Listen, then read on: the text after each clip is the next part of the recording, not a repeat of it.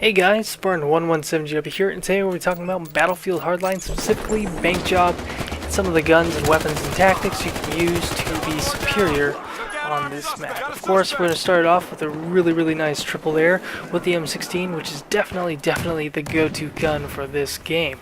But I will say the first thing we're going to cover is cover. Get to a hard point. Put something between you and bullets. The cars, I would kind of call them soft cover out here because you can kind of shoot through them. So definitely find something like a pillar or a fountain or something that's big and blocky and definitely bigger than you are. One thing that Bank Job has a lot of are these pillars.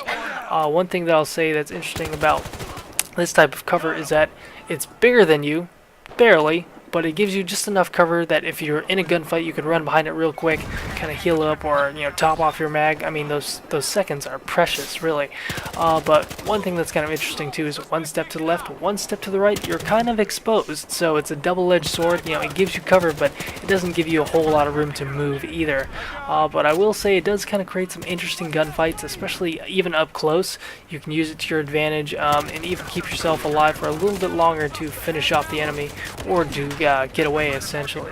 So whenever you see me running around outside on this map, you're going to see me either sticking close to the pillars on the side of the main bank building or kind of anywhere that's definitely not in the middle in the kill zone. I mean, this is essentially what I would call a linear danger area. Basically, it's like I said, it's a giant kill zone. So if you do happen to be moving across the open, move across quickly and with a purpose. Now, one thing that I think that's really cool about this map is they've actually added these subway access points. Now, this gives you the ability to cross, cover distance without being completely exposed on the surface. Definitely good if you're the guy running with the loot during heist or one of the other game modes. One of the areas that's a really hot spot on this map is just this side of the building with this entryway into the atrium here. What I like about that specifically is you can kind of peek in, pie the corner. You can definitely ambush people as they're leaving in and outside of the building as well. But like I said, you can peek in there, get a couple quick kills, and retreat back to the outside should you need to without completely dedicating if you really have to. Speaking of dedicating and fatal funnels, if you dedicate yourself to a fatal funnel or a doorway, there's a couple different types. So you have a doorway, which is standard fatal funnel. You have your hallway, which is essentially a long fatal funnel, and you have your staircases, which are those really fun and enjoyable vertical fatal funnels. Now, on this side of the building, you have two giant fatal funnels to worry about, but with the proper teamwork and with the proper weapons, you can definitely control those areas.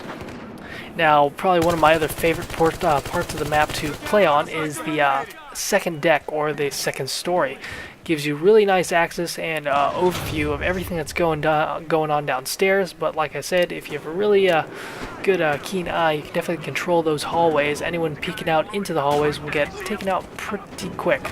But you definitely want to keep your eye on the main staircase there and the areas below. There's definitely going to be a lot of guys running around, and I'll say having the right weapon for this job on the map makes all the difference. A couple of the ones that I would recommend are the M16, the RO933 or the M4, as well as the MPX. The MPX is just a really great gun.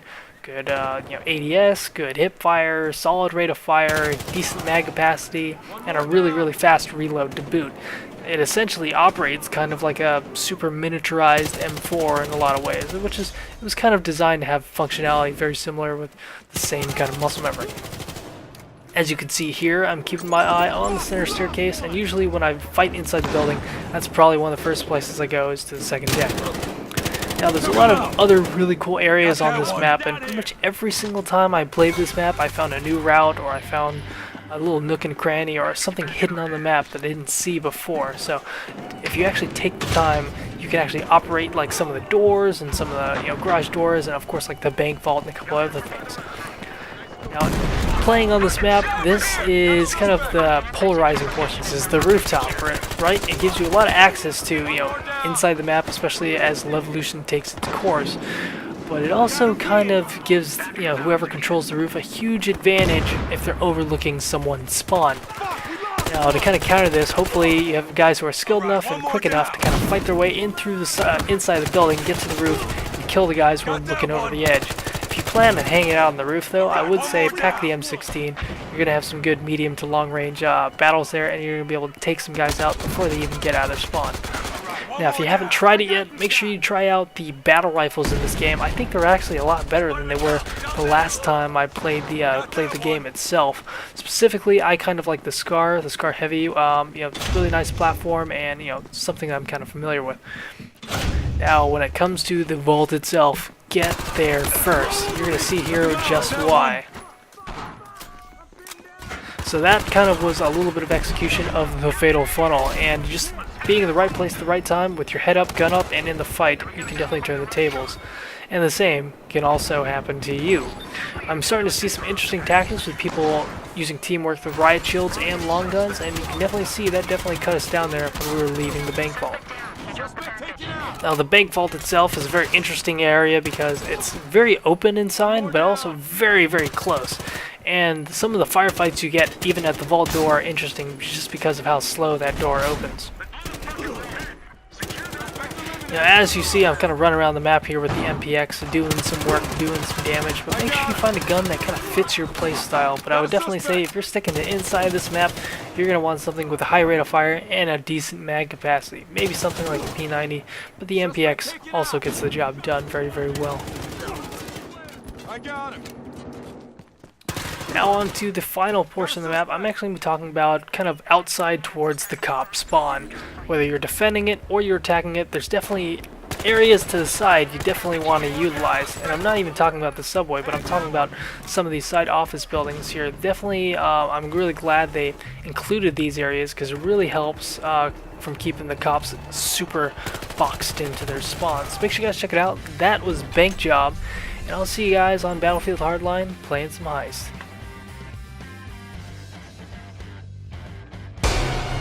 Hey guys, I'm Leanna Vamp, and you're watching Spartan 117 GW. Stay tuned.